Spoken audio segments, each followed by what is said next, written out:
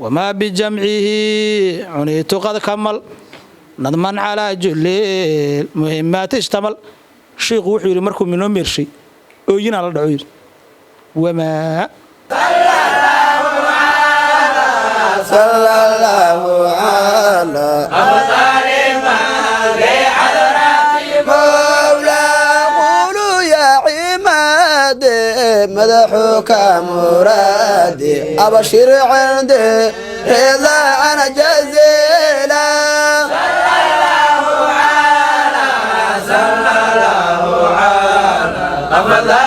من لحضرات مولى ayada oo laga run sheegayay qoraahdii gabar wax baratay waa qoys wax bartay ayaa maanta madrasatu Zaynul Caabidiin faraceeda xaafada Gubta waxa lagu qabtay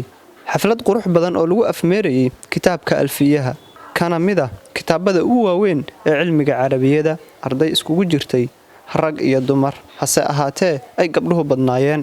xafladda waxaa ka soo qayb galay mashaayikh waalidiin ardayda madrasada iyo marti sharaf kale ugu horeyntiiba mudarriska guud ee madaarista Zaynul Caabidiin Sheekh Cabdullaahi Axmed Sheekh Cabdullaahi Injineer ayaa u qatimay ardayda qaybtii ugu dambeeyay ee kitaabka فأحمد الله إلهي بان كو حمدنا يا بير مصليا حال أن صلينا على محمد أن كو صلينا خير النبي نبي مثل خير بدن نبي قاس أرسل الله صدر إلهي بان كو حمدنا يا بير أنا هدنا النبي عليه الصلاة والسلام كو صلينا وآله حال أن كو صلينا آل كاسو القر برير تلهاين على العداين آل كاسو الكرام ونكسناين وداقض بدناين آل كاسو البرارة بارياشا هاين وصحبه وعلى صحبه حالا كسلنا الصحاب تاسو المنتخبين الله دورتي الصحاب تاسو الخيارة دورك هاين وحولي يا شيخ إلهي بانكو حمدنيا كتابك وينا وعظيم كاها ووحوي قيمها بدنا إلهي سبحانه وتعالى إيضا ما يستري وحان مارتي ودقيا شكري مارد حمدك إلهي سبحانه وتعالى waxaan haddana ku salinayaa buu leeyahay nabiga kaleeyhi salaatu wasalaam iyo aalkiisi cadcadaayeen oo wanaagsanayeen iyo saxaabadiis intaas aan kitaabka khatan uga dhigayaa biir maxaa yeelay hadda wax lagu khatimana waxa ugu weyn weey salliga nabiga kaleeyhi salaatu wasalaam waalihi xaalan ku salinayo aalkaasoo alqurri cadaayeen aalkaasoo alkiraami wanaagsanayeen aalkaasoo albararati baariyalka ahayeen wasaxbi xaalan ku salinayo asxaabtaasoo almuntaqabiin la doortay asxaabtaasoo alkhiyarati doorka ahayeen والله سبحانه وتعالى على محكم intii ay socotay xafladda waxa meesha ka hadlay mashaaikhdii ka soo qayb gashay munaasabadda ayagoo ku dheeraadeen ka sheekaynta booska ay haweenaydu ka joogto diinta islaamka waxaa ka mid ahaa gabadha la yiraahdo Safiyatu bintu Abi Ubayd ibn Mas'ud waa zawju Abdullah ibn Umar gabadha Abdullah ibn Umar oo qabi jiray ayadana waxay ahayd gabar caalimad ah diinta islaamka faafinteedana qayb weyn ka soo qaadatay dadka noocaas ayaa marka diinta islaamka waligood waxay ka ahaayeen minbar iyo qayb weyn ay ku lahaayeen diinta faafinteeda marka waxa la rabaa haweenku inay ogaadaan in diinta ay kaalin weyn ka qaadan karaan ayna faafi karaan dhanka jihadka hadii la aadan hadda ma laga sheekay karo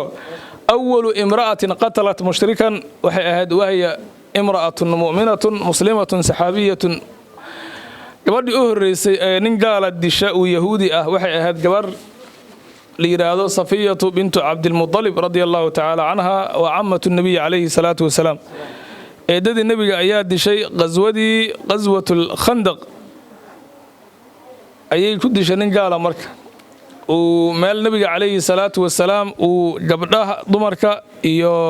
عرورتي الركعة وفديسي يا ضدك وايلك halkaas ayaani yahuudi intuu soo dhoontay wuxuu yiri bal fiiri meesha haddii haweenay iyo haween iyo caruur kaliya ay joogaan bal meesha ka faa'iideysatay qaniimadaas albaabkii ninkii gaalka ahaa uu soo gaatamaya meeshana fiirfiirinaya ayaa waxa aragtay Safiya bintu Abdul Muttalib radiyallahu anha markaas intay ul weyn soo qaato oo tiir ah madax kaga dhufatay ninkii gaalka ahaa meeshii ayuuna ku baqtay way marka haweenku sidaas ay ahaayeen waligoodo dad diinta u soo dhabar adeega waxa la rabaa marka in dadku ay diinta islaamka barashadeeda ogaadaan kaalin kasta oo bini aadamka iyo insaanku uu joogo waa la baran karaa diinta dadku kaalin weyn ku qaadan karaan waxa la rabaa dadku inaysan niyad jabin gaar ahaan dumarka waxa laga rabaa cilmiga markii la baranayana in Ilaahay daraadi loo niyeysto waxaan ilaahay daraaddii ahayna ma soconayaan. ikhlaas ayaa loo baahan yahay. shaqo kastuu aad qabanaysid, cilmiga markaad akhrisanaysid, markaad dad baraysid, waxaa la rabaa ilaahay daraaddii inaad u akhrisatid. dadka mu'miniinta ahna waxaa lagaa doonayaa inay kuu sidnaadaan oo mu'miniintana ilaahay daraaddii aa u jeclaatid. qof kastoo muumina inaad u jeclaatid, inaad u ducaysid. cilmiguna markii la baranayo walaalayaal wuxuu u baahan yahay aadaab ayuu u baahan yahay. aadaabta cilmiga waxaa ka mid ah in mashaa'ikhda iyo dadka diinta ahalka u ah in la xushmeeyo uu aad loo ixtiraamo. waxay ka mid tahay aadaabta tacdiimu lustaadi min tacdiimi lcilmi. sheekha kitaabka ku akhrinaya iyo macallimka diinta ku baraya uu aad u xushmaysid waxay ka mid tahay faka'annamaa adiguu xushmeeyey diinta islaamka iyo ahalkeedii adiguu xushmeeyey. sidaasaa marka walaalayaal looga baahan yahay qof walba inuu diinta islaamka barashadeeda u dhabar adeego, inuu diinta barashadeeda uu u xanjeerto. kaalin kasta iyo bini aadamku ay ka kooban yihiin, rag iyo dumarba waxay baran karaan diinta, waa la baran karaa. kelimadii meeshaan ahayd oo munaasabada u ahayd sida runtaa waa laga hadlay,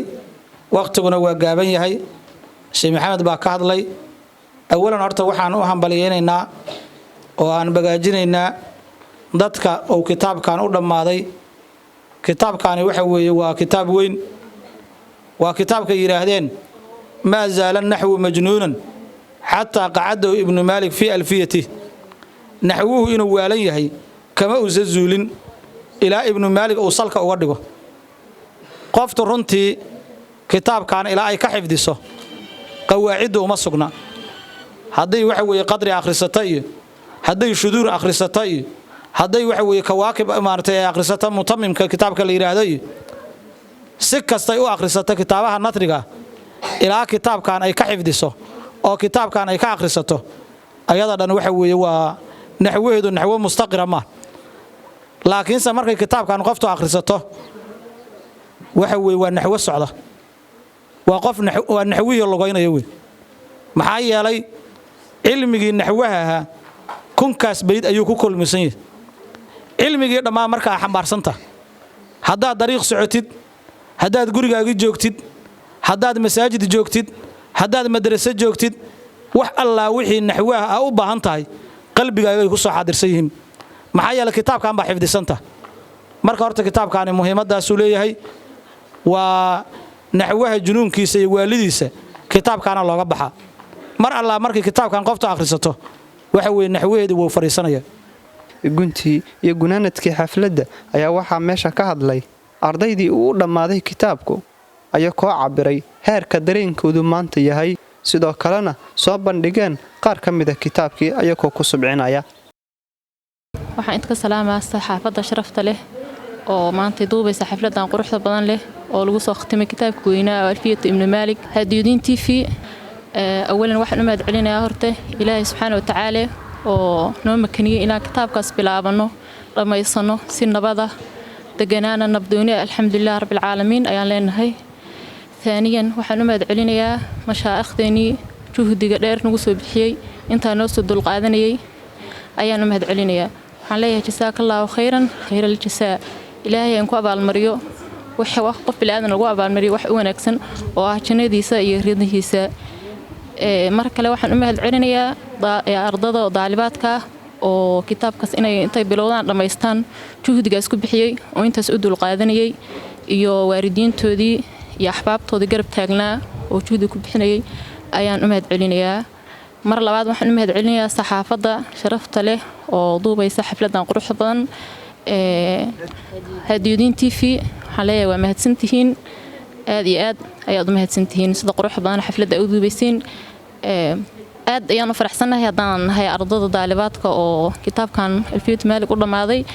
maasha allah aad ayaan u faraxsanahay. waxaan rajaynaynaa intaan meel kasii sarayso inaan ka gaarno cilmiga oo dad oo kaalin kule oo meel fiican ka gaara oo sii wata ayaan ka rajaynaynaa. walaalayaal awalan ilaahay subxaanahu wa tacaala ayaa mahad iska leh nagu kulmiya mansilkan iyo maqaamkan sharafta leh annagoo intaas soo wadanay culumteena qaaliga ahayd oo sharafta lahayd. waxaan leenahay alxamdulilaahi rabbilcaalamiin ilaahayna makansiiyey annagoo halkan maanta nagu gamagoobay cilmigii ugu weynaa macnaa culumul naxwi macnaa culumta naxwaha alfiyaha ah ilaahayna makansiiyey ayaa mahad iska leh. waxaan kana u mahad celinaynaa dadkii juhdiga nagu soo bixiyey oo ugu horeeya sheekheena sheekh maxamuud ilaahay waxaan leenahay jazaakallaahu khayr aljazaa allah ku amaalmariyo iyo in allaal intii noogu kaalmaysay iyo dhammaan talaamiidda dhammaanteed inta aan isla qalijibin ayagana waa mahad celinayaa kasoo qaybgalayaasha dhammaan waa mahad celinayaa وسوق حرف جار نودر فين كما بأنت معنيا أنجاز علما ورفع معطوفين بلكن أو ببل من بعد المنصوبين بملزم وبعد ما وليس جرم بالقبر وبعد النبات النكرات أعملت ليس لا فتني لا وأنت عملا وما لا تفي سوى حين العمل فشاور عقصر فكان كدواء عسى لكن نذر غير مضارع لهذين خبر وكونه بدون أن بعد عسى هو كاد الأمر فيه عكسا وكعسى حرا ولكن شعلا خبر وحتما بأم متصلا وألزم مغلولا قام مثل حرا وتعدى شكا انتفاع النزلا ومثل كاد في أصاحي كرما وترك أمعدي شروع والجواب كان شاع سايق يحدو الدفيق رجعت وعلي واستعملوا مضارعا ليوشكا